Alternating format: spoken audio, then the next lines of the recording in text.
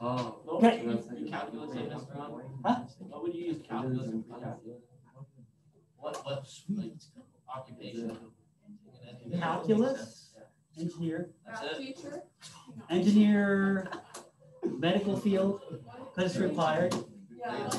If you wanted to do economics, heavily calculus based.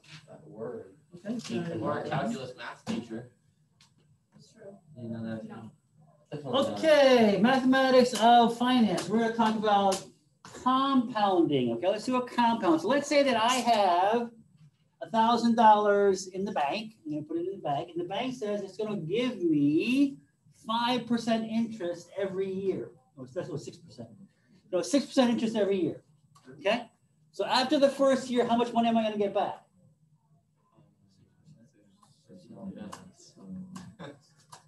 Huh? So I'm going to get the $1,000 back, right? Obviously, and then I'm also going to get the 6%, right? So am I going to get 1060? $6. What's the next year? How much am I going to make? You have to put it in calculator. What am I starting with next year? 1,060. Exactly. So I'm going to start with, basically, this is what I'm starting with, correct? This is my initial starting point. And then I'm going to get 6% of that. Right? Sure. Yeah. Right? So I'm getting 6% of this, which is basically the same thing as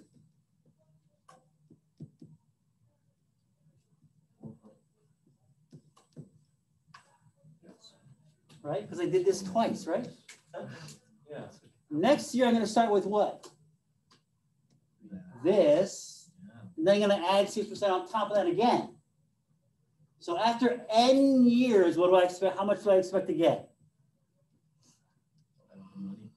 What if you spent some? To the X. And To the N, right? After the Nth year, because I'm going to compound it N times, correct? Okay, all right. So this is really the major building block. We have to be able to understand this to move forward with what we're going to do today, okay?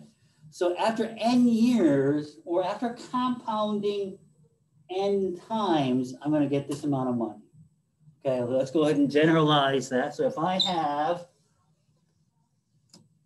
start with A, and I have an interest rate of R, and I compound this N times, this is how much money I'm going to make.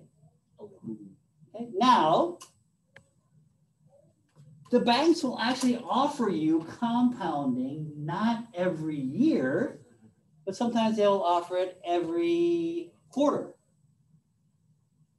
Every quarter, right? So which means that in each quarter, every 3 months, they're going to compound it. Okay? Again, your interest rate was 6%. Okay. So they're going to do 6%, but they're going to compound it every quarter. So how many times am I compounding it for that year? 4 times, right? But they're not going to give you 6% every 4 times, correct? Because it's going to be 1/4 of that, right? It's a quarter per quarter, but they're going to do it 4 times. This is how much you're going to get every year. Does that make sense? If I did this for 2 years, it's going to be this, right? Because I'm compounding it 8 times, right? The interest rate's going to stay the same. If I did it 3 years, it would be like this. Yeah? Are they compounding at 6% every quarter or 1/4? No, 1/4 of that, right? Because it's quarter. That's what that 4 is for, right? If I were to compound it every month, how much would it be? 12. Over 12 every year, but it's not going to be over 4. It's going to be what? 12. 12, right? So I divide by 12, right? Because I'm compounding it every month now, right? So it's 1/12 of that 6%. And then I go 12. If I did this for 10 years, it'd be like that. Right? Okay. Right. So let's say, let's go back to our original equation, and we had $1,000. That's for funsies, let's do $1 million. And so I have $1 million, and I'm gonna put it at 6%.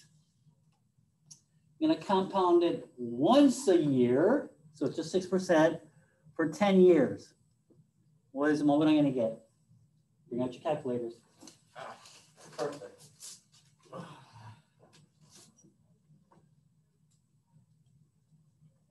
1.7. Dang, chill. What? 1,790,000. I don't know. That's a lot of money. No, you guys got it? 1,790,800. What? One? 1,000,000,000. Sounds. 179 million. No, Right there, right? It's 1.79. What? 1,790,847. Isn't it just 1.8 million? That's what you got? No, 1.79 million. Okay, close to 1.8 million. Okay, all right. So let's say that I did the same thing. I have the same 10 years, but I'm going to compound it quarterly. So what would this be now? I'm going to have to divide it by 4, quarter, right? And how many times am I compounding it? 40 times. All right, go ahead and run the numbers. 814 what? 018. Okay, so again, $1 million. Let's go ahead and compound it monthly. What would this be here? 12. Will this be up here? How many times am I compounding it? 120. 120 times, right? That's like 12 million. What? I got like 1 billion. 819. Oh, And Oh, then so that's you why. want to compound as much 396. as you can. Okay, so what's happening here? You're compounding it. We have the same amount of money. We're leaving it in the same amount of years, 10 years. But the more often we compound it, you can see the more money I'm going to make. Okay, so the more often that I compound, and they will actually compound it every week if you want to. Week would be how many weeks? 52 weeks.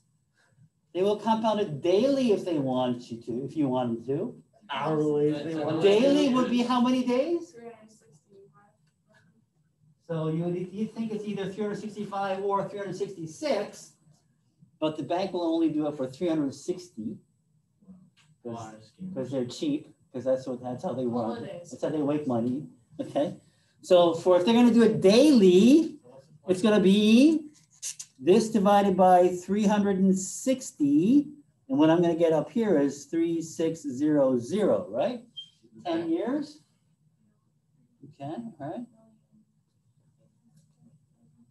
So you can do it daily, all right? So again, as we compound it more often, we're gonna make more money, okay? So just kind of realize that, just kind of remember that, okay? Let's go to example number 1. See if we can do example number 1. Example number 1, suppose George invests $5,000 at 5%. So I have $5,000 at 5%. Simple interest, and this is an compound interest after 10 years. So simple interest, okay, is I'm not going to compound, I'm just going to multiply this by 10. We're doing 10 years, okay? That's simple interest. Compound interest was 0.05, and we are doing it 10 years, right? So that's all we're doing. We're comparing those two. Okay. And simple interest was 7,500. I compound it, I get, and some change. Okay. How much change? 47 cents. Okay. That's example number 1. Example number 2. Okay, let's do compounding monthly now. Example number 2. We are compounding monthly. $500, 9%, 5 years later, $500, 9%. We're compounding monthly, so I have to divide by 12. 5 years, so I'm compounding it 60 times. Right? We would find that. And that would be 782. Okay.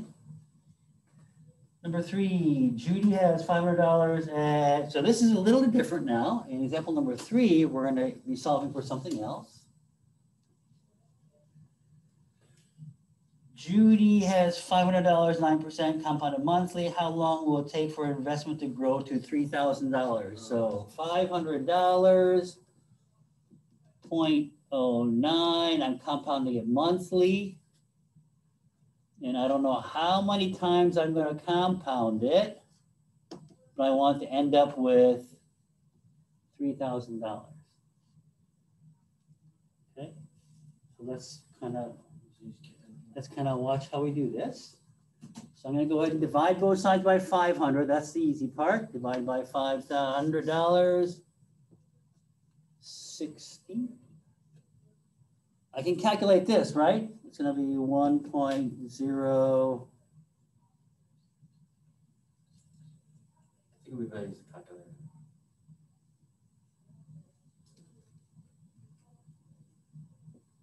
Is that right? Yeah. Right?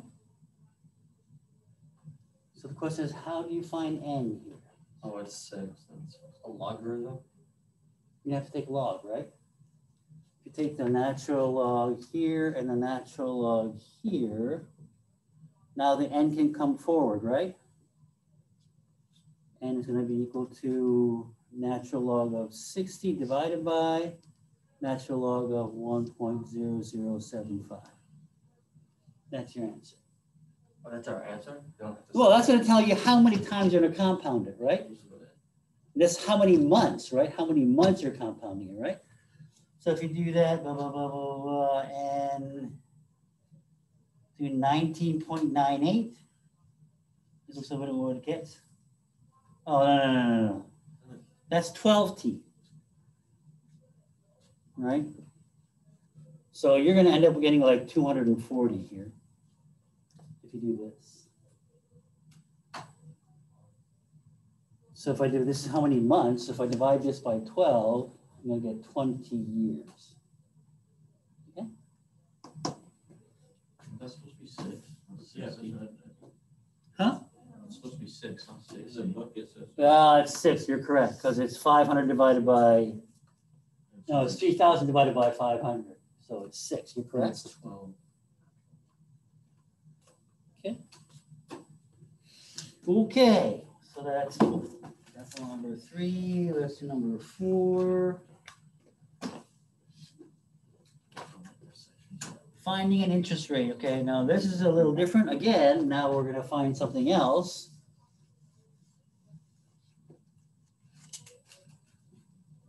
Example number 4. Stephen has $500 to invest. What annual interest rate compounded quarterly required to double his money in 10 years? So I don't know how much I start, $500.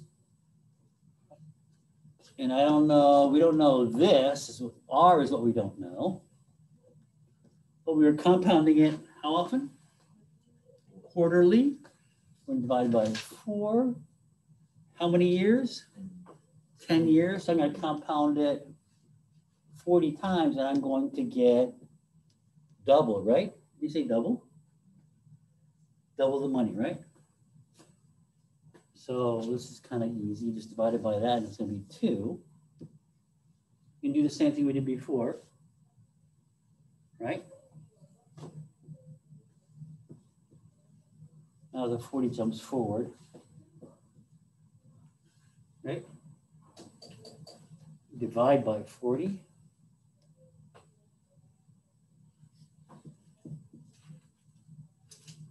Now here's the question, how do I get this? The way you do that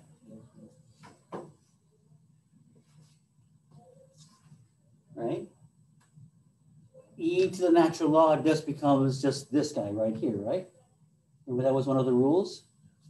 So now I'm going to get 1 plus r over 4 is equal to e to the natural log 2 divided by 40. Why do we involve the E? I had to take the e on both to get rid of this guy here. Not get rid of the natural log. Now I'm going to subtract 1 on both sides. Right? Multiply it by 4. All I have left is the r. Okay? Do we follow that? Somewhat. Do we follow that? Getting that, aren't they? Okay, so we can we compounded monthly, weekly, daily. You can actually compound it continuously every second. The banks allow that. Huh? Banks, it's a theoretical thing. Banks not allowed this because they would lose money. Do they even allow daily? Huh? I suppose they would. They do because there is a rule of 360 days. So they must. I've never done it. Why don't you do it? Huh?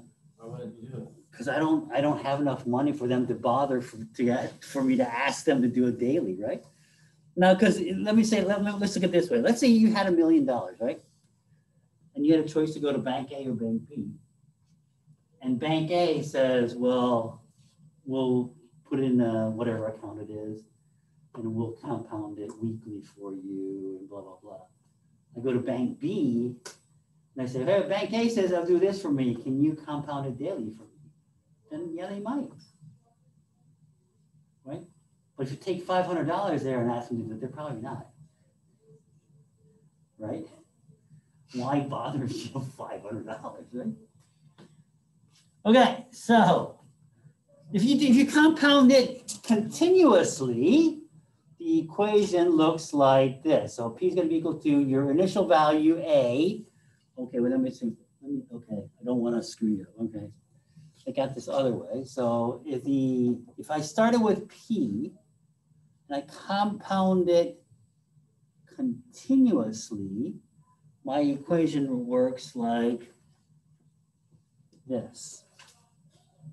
And that's in the blue box on the bottom of page 306. Okay, so that's after T years. After T years, this is what my value is going to be. Is this on the test? Is this on the test? Yeah. Yes, this is on the test. This exact problem? Well, I mean, there's only one way I can ask you to compound it continuously, right? There's only one equation. Really, right? Yes. What about number? You will have to know this equation. Understood. Is that what you're asking? Somewhat. In a backhanded way, that's what you're trying to ask there? I suppose. Okay. Okay. So let's try one. Let's do example number 5.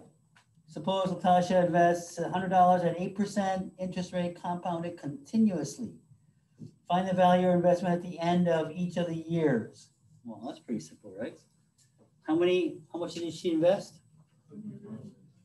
$100? At what was the rate? 8%.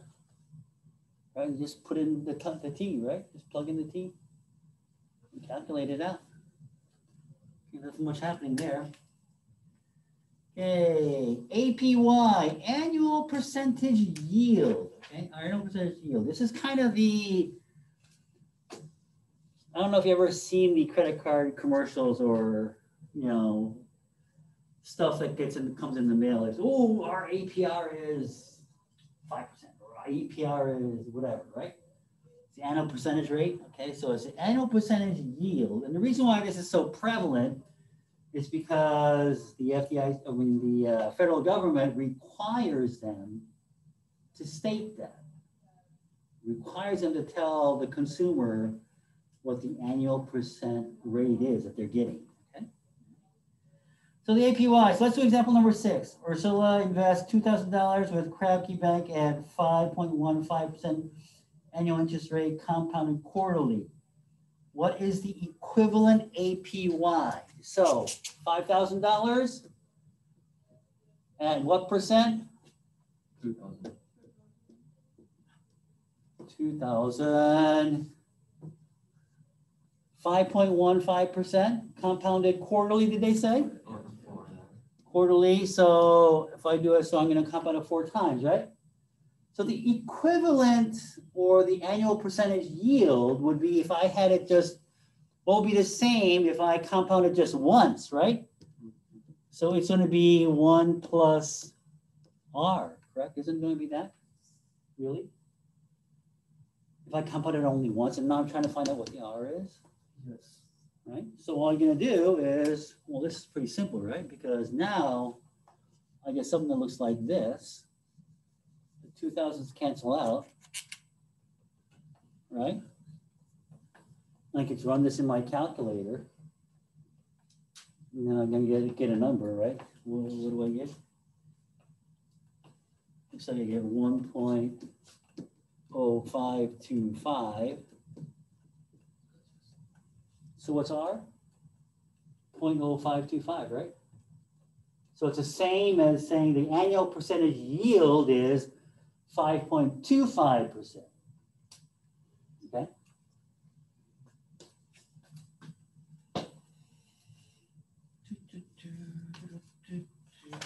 We're going to skip example 7. Don't need to do that. And we will stop right here for the first half of what we're doing today.